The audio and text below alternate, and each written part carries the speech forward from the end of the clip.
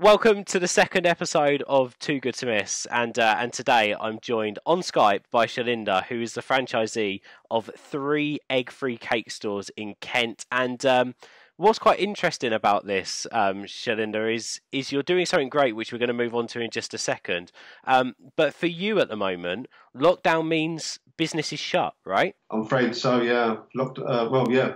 We for safety of our staff, safety of the public, we've had to shut our stores. So how many? So you've got three stores. So whereabouts in Kent are your stores, and sort of So how many staff have had to sort of have the news that obviously the shops are going to be shut until we know more, on average basically. of five staff per store.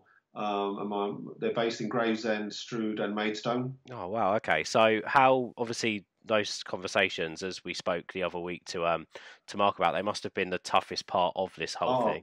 it was tough giving that sort of having that conversation and explaining to them the situation. I mean, they understood at the end of the day. It's a worldwide problem. It's not just myself. It's not just Cakebox. It's the whole of the UK, the whole of the world actually that's going through this, and businesses are suffering.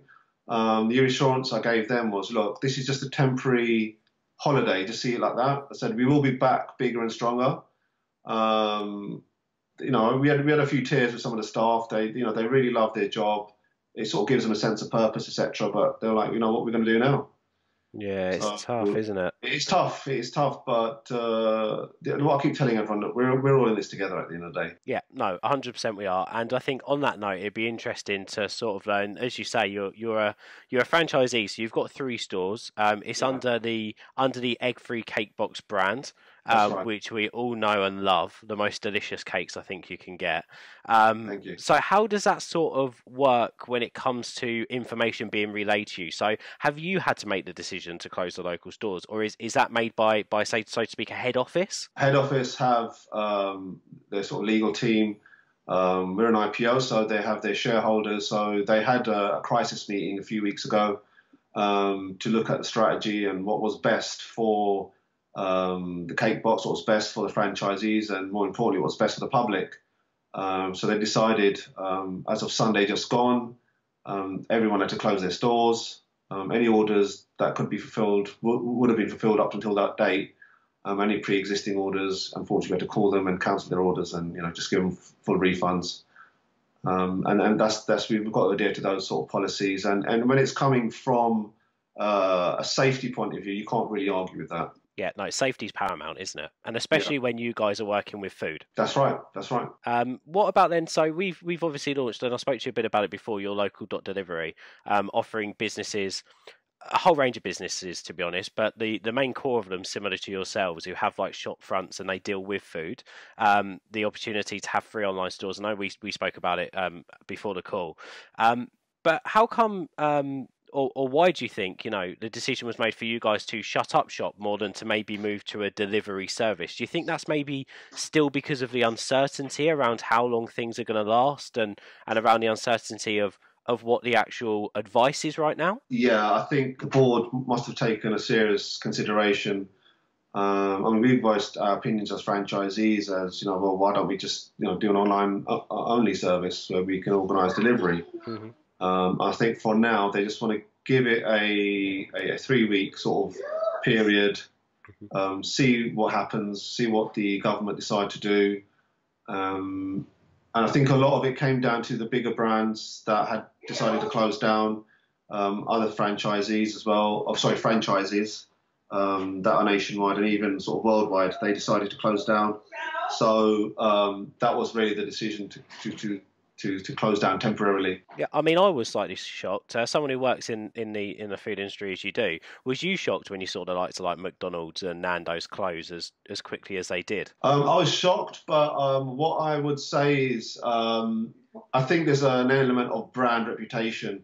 You've got to seem to be safe as a brand, and I'm not saying seem.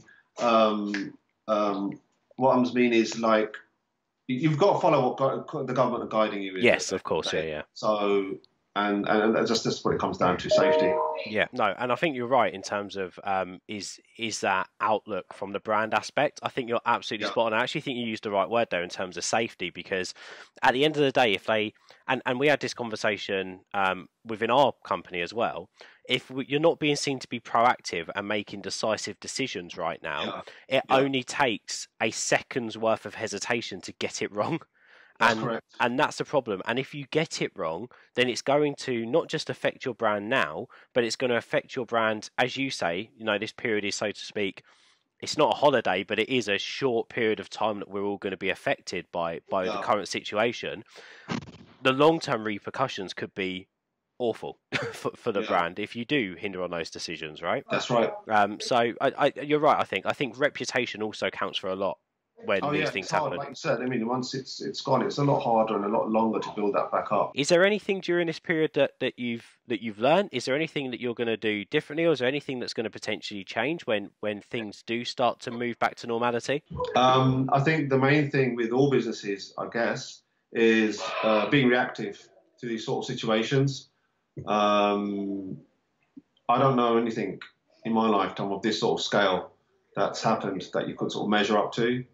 I mean, people talk about war and stuff. I don't know what it's like living through a war, so I can't really comment on that. But something that's affected humanity on this sort of scale, I can't think of anything that comes close. So this has really been an eye opener for humanity, for businesses, and for us, it's really just about being reactive to these situations, adapting your business model. So we are online based. We will now probably push for delivery services, and that's it really. Do you think this is going to really change the way that businesses work, especially those on the high street who potentially didn't have an online presence before all this happened? I think they'll start to think about it. You may actually even see more online delivery services for a range of the high street brands. Hopefully we can all get over this as soon as possible, and people are following obviously the government advice to stay at home, That's right. protect the Yeah. NHS and obviously save lives. But I also know that you also do a little bit of networking. You've got your own networking group. Oh yeah. So I'm president of a local chapter where it's BNI, the Mercedes chapter we're called, and we're based in Alresford, and we meet every Tuesday. At the moment we don't meet, but we're still running our meetings via a video service. How's it been running those networking groups online, and how's that change been for you adapting to virtually hosting these meetings instead of being able to shake that person's hand and say hello and have a bit more of a private catch up? There are a lot of business networking groups out there, but what I've got to say about this particular one that I'm part of, BNI, they've been very reactive, and they've launched this online service where they've obviously spent a lot of money in, and it's run pretty seamlessly. It's quite easy to use. If you're not very computer literate, it's a fairly simple system to use. But really, it's more about keeping in touch with your connections, especially during these sort of times. It can be lonely being at home trying to run your business. You do need that human interaction. You do need sometimes to speak to someone, whether it's business related or not. So really, my focus within our chapter is just to keep everyone connected. It's going to be hard to generate business, but if we can just sort of pull each other along as we, fight through this period, it's just more about a support network that we've got currently.